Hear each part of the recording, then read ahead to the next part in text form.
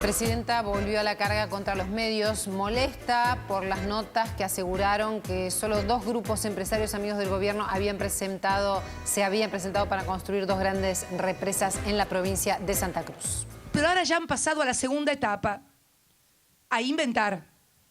Y entonces inventan noticias como esta de empresas amigas del Estado, empresas que existían y eran previas y seguirán después de este gobierno, que son empresas que tienen algunas más de 30, 40, 50 años y que son empresas argentinas con mucho orgullo, que hacen emprendimientos a escala global.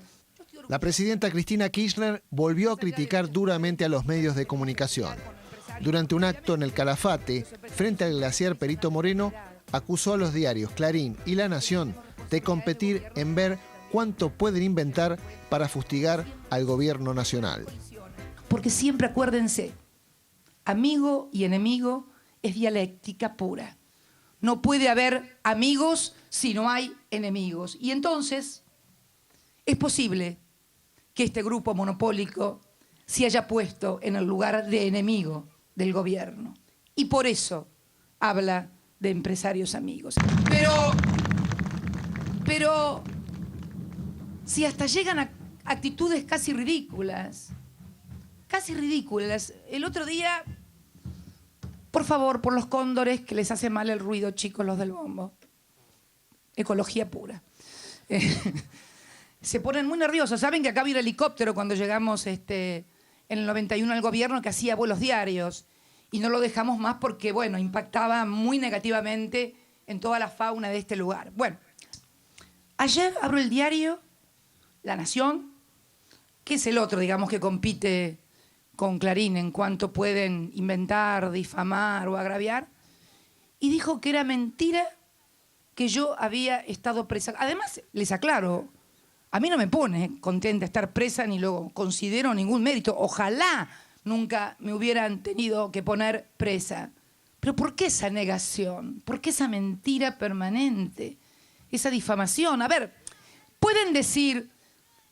Gracias, querida. Pueden decir que no les gusta la política, que no les gusta nuestra política de derechos humanos y que tienen todo el derecho a decir que no les gustan nuestras políticas, a criticarnos, a decir que está mal tal o cual cosa. Pero ¿por qué ya pasar a ese otro estadio que yo digo de histeria y paranoia mediática? De inventar, de difamar. La jefa de Estado intentó bajarle el tono a la denuncia hecha en torno a un complejo hidroeléctrico en Santa Cruz que beneficiaría a empresarios amigos del kirchnerismo. Clarín reveló que para esta semana estaba prevista la apertura de sobres para la construcción de las represas Cóndor Cliff y La Barrancosa, obras que tendrán un costo de 15.406 millones de pesos y que solo había dos grupos oferentes, uno de ellos perteneciente al empresario Lázaro Báez. La compra de tierras aledañas al río Santa Cruz, donde se harán las represas, ya había sido denunciada por la oposición de la provincia. Se trata de tierras que luego podrían ser inundadas por el embalse y por las que se podrían cobrar millonarias indemnizaciones si son expropiadas. La oposición apuntó a Lázaro Báez, ex gerente del Banco Provincial de Santa Cruz, como uno de los favorecidos. Estas estancias están ubicadas en la margen derecha del río Santa Cruz, donde se va a construir esta obra. Y gran parte de ellas serían inundadas, por lo cual cobraría una indemnización interesante Lázaro Báez. Nosotros compramos los campos hace más de 4 años. Imagínense que ni siquiera sabíamos que se iba a construir una represa. A esta chica, a María Tazovic, ¿sí?, que indudablemente tampoco conoce nuestra provincia, ni se ha tomado la molestia de ir a los lugares donde se va a construir la represa, que está a más de 60 kilómetros de donde están nuestros campos. Y de última, la cola de la inundación de la represa a nuestros campos lo podrán afectar en muy pocas hectáreas. La indemnización, como dijeron, no existe. En total son unas 182.000 hectáreas, la mayor parte de ellas sobre la margen sur del río Santa Cruz. Los parajes Cóndor Cliff y La Barrancosa están a unos 250 y 185 kilómetros respectivamente de la desembocadura del río en el Océano Atlántico. Hay alrededor de 10 estancias que ha comprado entre el paraje Condor Cliff y la Barrancosa. La realidad es que nuevamente vuelve a jugar la información privilegiada de los funcionarios de gobierno sobre una represa que venía anunciándose y que se está adjudicando en estos días. Una empresa millonaria realmente, que seguramente el interés de los funcionarios no es tanto hacerla, sino comenzarla y cobrar los sobreprecios o las coimas al inicio, como pasa con estas grandes obras. Estos amigos del poder, puntualmente Lázaro Báez, que hace muy poquito en una autoentrevista que se hizo en su medio, en un medio propio, dijo que el expresidente, el doctor Néstor Carlos Kirchner, le había posibilitado el acceso a las licitaciones más importantes. Entonces, nosotros decimos que ya no hay nada más que decir, a declaración de parte, relevo de pruebas, ¿no? Y tres temas que el gobierno tiene que enfrentar. Primero, uno de ellos, si tiene el número suficiente en el Senado de la Nación para poder concretar el fondo del Bicentenario. El gobierno está en un serio apriete porque realmente los votos hoy en el Senado no le cierran. Para ser claros, el gobierno necesita 37 votos, que son exactamente la mayoría más uno de los senadores. Hoy tiene 35 y 37 tiene la oposición para rechazar el DNU que creó el Fondo del Bicentenario para pagar supuestamente deuda pública. Hay algunos senadores, como los senadores de La Pampa y otros más, que dicen, no es que rechazamos por rechazar, pedimos un decreto, un proyecto de ley. Ahora, ¿cuál es el problema del proyecto de ley? Que tiene que pasar por las dos cámaras, diputados y senadores. En diputados también está mal, y hoy lo reconoció el diputado Rossi cuando dijo que estaban 7 u 8 diputados abajo del número que necesitaban. Ya no es 1 ni 2, son 7 u 8 diputados.